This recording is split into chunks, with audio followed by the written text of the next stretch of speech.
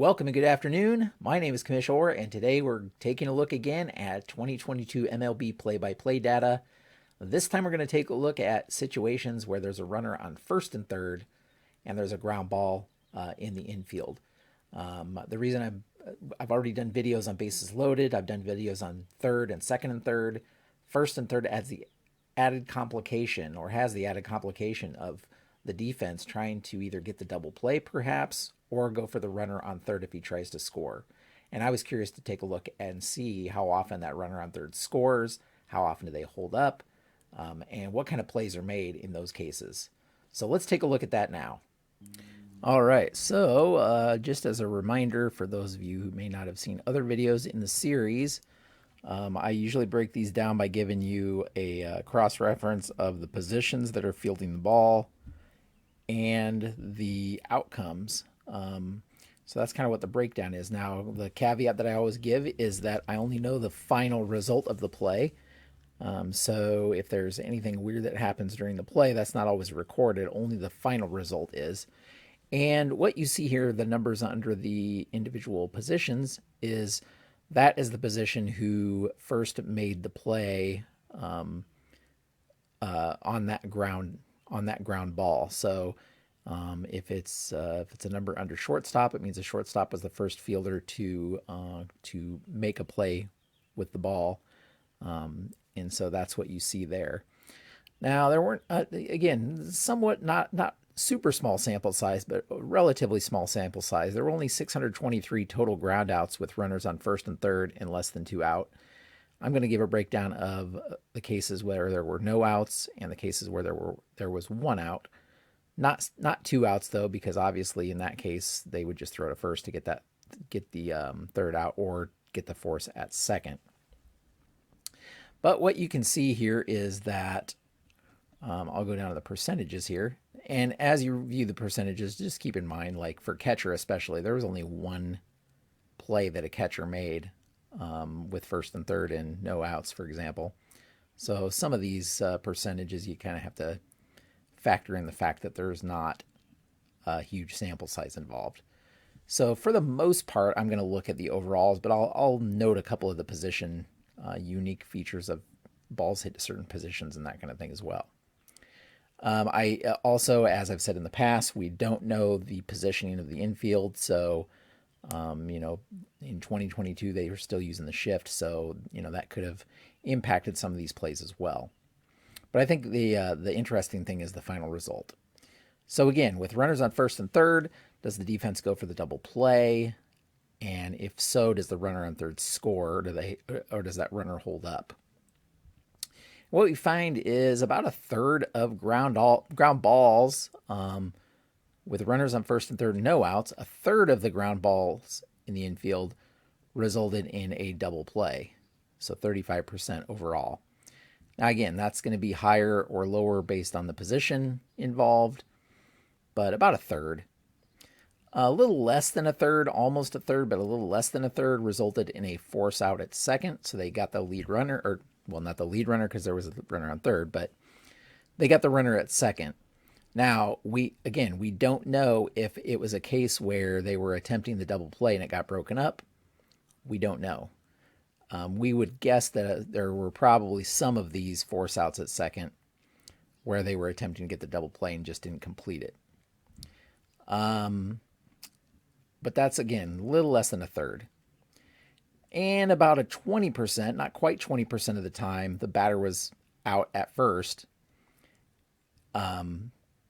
for the out on the play. The only other possibility is a little over 10% of the time there was a force out at home. So on the ground ball, the runner on third tries to score and gets thrown out at home. Again, we don't know positioning, so we don't know if the infield was in these cases or what the case was. But regardless, we know that that runner on third got forced out at home. The other thing that I kind of broke down here is whether the runner on third scored or whether they held up. And what we find with no outs is that the runner on third scored on a ground ball almost 80% of the time. So a very, very high majority of the time, the runner on third is scoring with no outs and runners on first and third. That runner on third scoring. About 10% of the time, he held up at third and did not score. He holds at third and remains there. And then another 10% is when he's forced out at home. So those are the only three things that the runner on third could do. And again, almost 80% of the time he's scoring. And then 10% each, he's either holding at third or he's forced out at home. And what we find if we look in the kind of the details of within each one, we find that on ground ball double plays, almost all of the time, the defense completes the double play and that runner on third scores. So 98% of the time, which makes sense. The defense kind of ignores that runner on third and just focuses on getting two outs, right? On the force plays, about 86% of the time, as the defense is throwing to second to get that runner going from first to second, the runner on third scores. But the runner on third holds a little over 13% of the time. Now, again, it could be a case where the ball was hit to third base, and so the runner sticks close to the bag. Or it could be a case where they're getting looked back, right? And which makes sense if we look at the positions, we see that the highest percentage of force outs at second, where the runner on third holds, are balls hit to first base. 57% of those, the runner on third holds.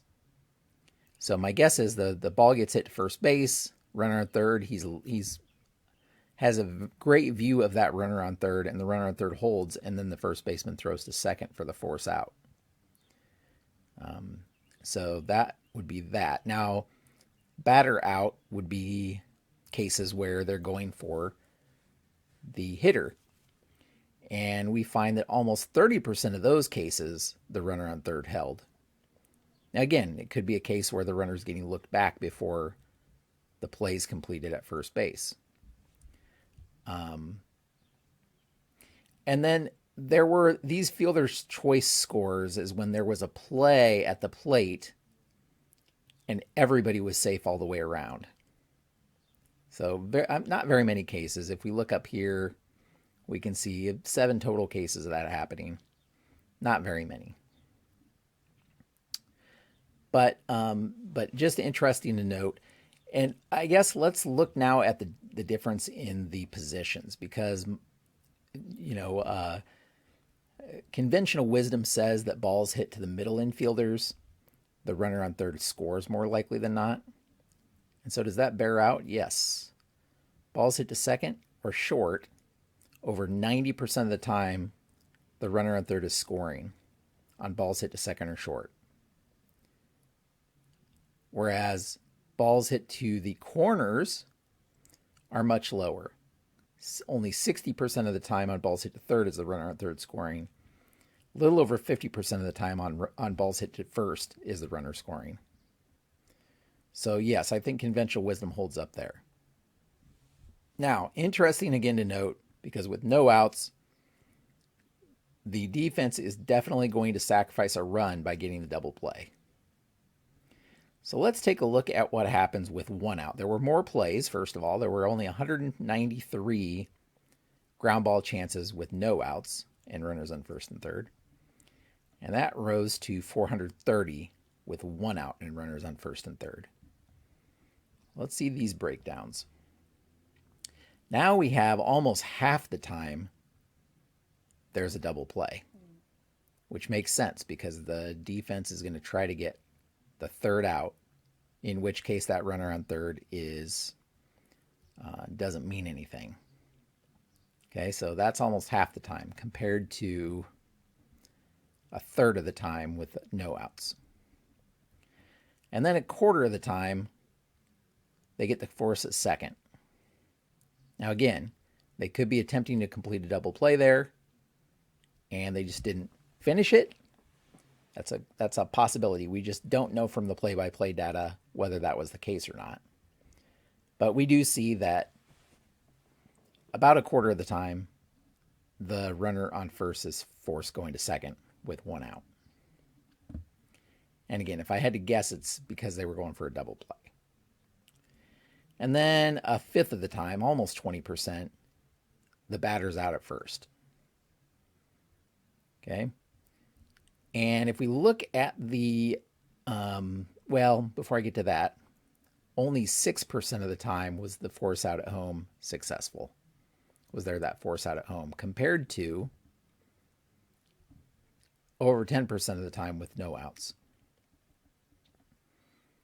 Okay, now it's just over 6% of the time. And again, we can guess that that's because more often than not the defense is trying to get the double play, and they're ignoring that runner on third.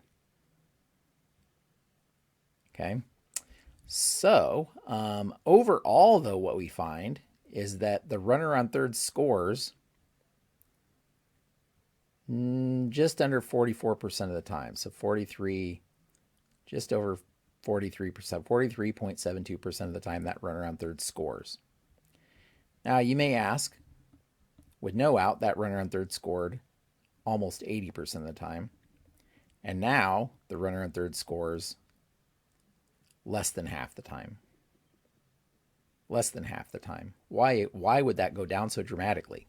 Well, once again, we have to remember that if they completed the double play, the runner on third is not scoring.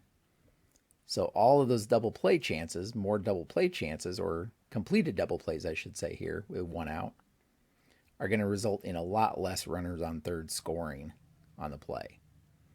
It says runner on third holds over half the time, 50% of the time, but keep in mind that according to play-by-play data, if there was a double play to end the inning, the runner is shown as holding at third base because he didn't score. So those numbers are a little skewed. But still interesting to note. And once again, if we look at the breakdown by positions, we don't see the balls hit to second and short, leading to a lot of runner on third scoring. Once again, because most of these cases are going to be the double plays taking away those chances, right? So we look up the double plays, total ground ball double plays up here. We see that